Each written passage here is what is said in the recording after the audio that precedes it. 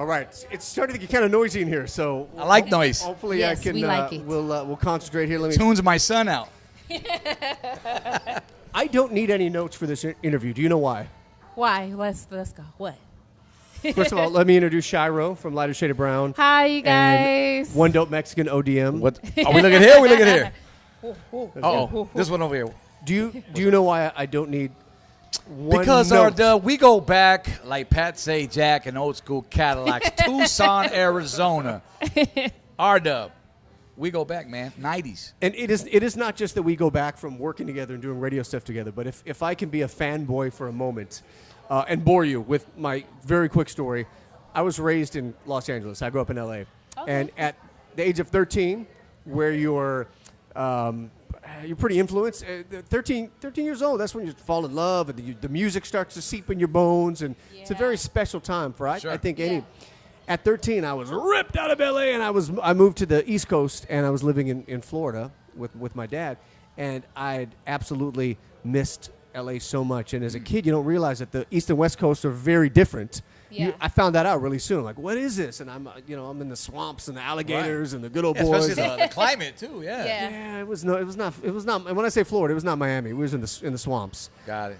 But the radio station out there played this song called On a Sunday Afternoon, and the first thing I did is I ran to the record store and I bought the single. Wow. And it was an orange single. It was Lighter Shade of Brown on a Sunday Afternoon was orange. Do you remember what the single looked like? It was orange. Yeah. And It it was had a cartoon. It was a cartoon. Shine Yeah. was on the hood with black Yeah. boots. That's And right. so all of a sudden I'm this 13-year-old kid missing Cali, missing my hometown. And if any of our viewers have ever lived in California and had to move, you know how much you miss Right. California. Yeah. And then what's worse is, again, if you're living in Florida or Wisconsin or wherever you are, Kansas, then you watch TV and you watch movies. Stand and Yeah. Deliver came out at the same time. And so I'm watching it. I'm like, oh, that's my old neighborhood, and those are my friends. And so it was very hard for me. But here I was at 13 years old, and I'm hogging the interview here. But No, go on, bro. But here I I love am. memories. Go Here ahead. I am at 13, and your music spoke to me. And I remember oh, my gosh. Anyway, huge fan ever since. Got in the radio a couple years later. I'm in my early 40s now, but your music, to me, is like, and this sounds corny, but to me, it's almost like fine wine. I swear to God, man, it's getting better. It's not like a 40-ounce of malt liquor? That too. I want to take a song like Latin Active. Yeah. That's a freaking masterpiece. Oh, yeah. The way that Big you club guys record. used the sample of Radioactive, and everybody's different verse, and then you had Teardrop. Yep. Yeah. Anyway, you've got songs like Homies. You've got, obviously, On a Sunday Afternoon, that is probably one of the best uses of two different samples, two different classic Sure. samples. Smokey Robinson, yep. But my point is that we're all a little bit older now, and your music is Yeah. touching a brand new generation. What is that like?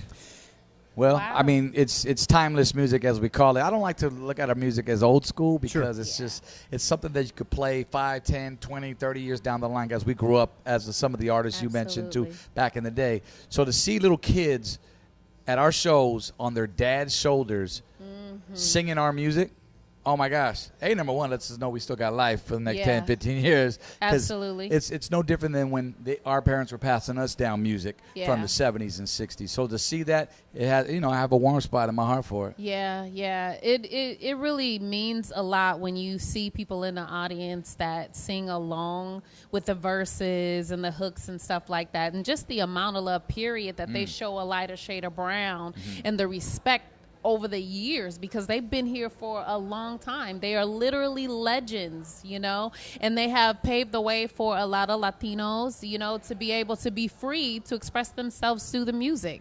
And that's what they're allowing people to do still today, express themselves through music. Such a versatile group, because every one of you plays such a special part. I mean, even if you just go to the lyrics, when you've got, ODM and rest in peace, DTX, how different you two were. And then Shiro, when you come in with your verse, and you have, guests like Teardrop, etc.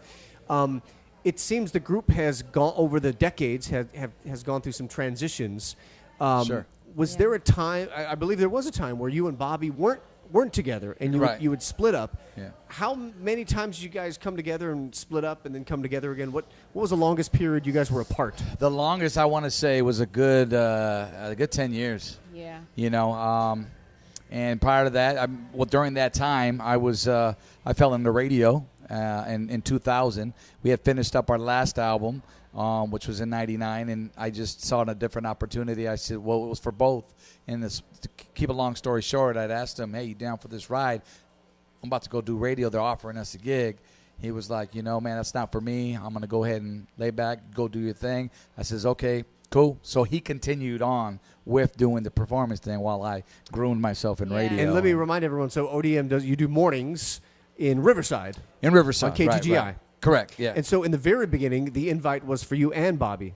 Correct. To do radio. Right. He said, no, I'm going to go ahead and keep performing. You said, all right, I'm going to do this radio chapter. Right. And then he did some shows, and then did you take a little break from shows? I took a long break. Yeah, I think from that point on, it was just, we were kind of, we weren't seeing eye to eye at the time, and it was an opportunity for me to break and go do my thing, what I really wanted to do. I had a lot of passion for being in radio, believe it or not, although I used to get criticized for it when I first started because it was like, dude, you're an artist, you're kind of going backwards. And I says, well, I don't look at it that way.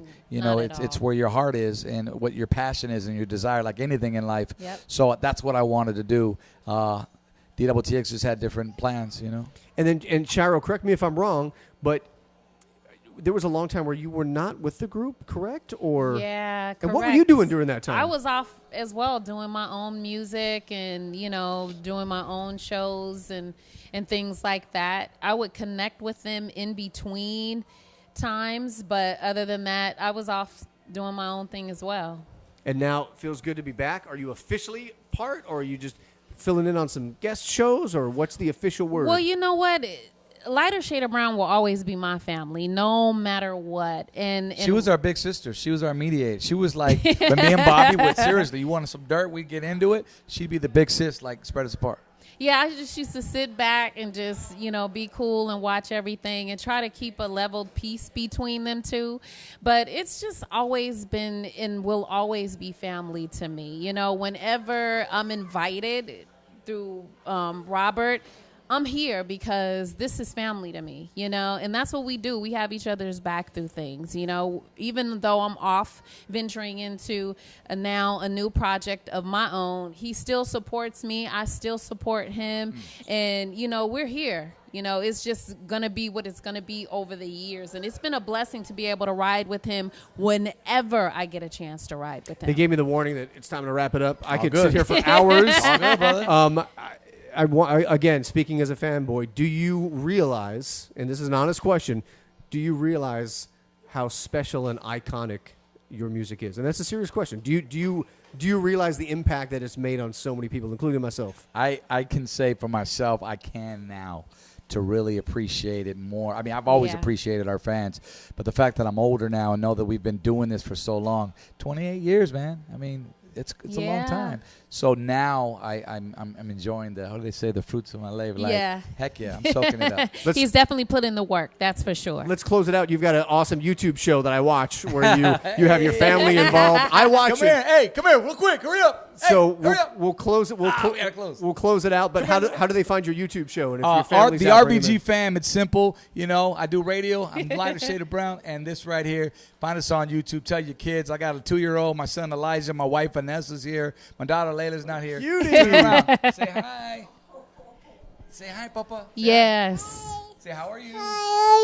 All right. And then if you guys, giving a shout out, letting you guys know that I'm dropping a single July 1st. Hey. So if you guys want to hit me on Facebook, it's Shiro. But on Instagram, Shiro the Original. So if you guys want to get in touch, you can. Definitely. Beautiful. All right, Facebook Live. We'll see you tonight at Summer Jam. Lighter Shade of Brown, R-Dub.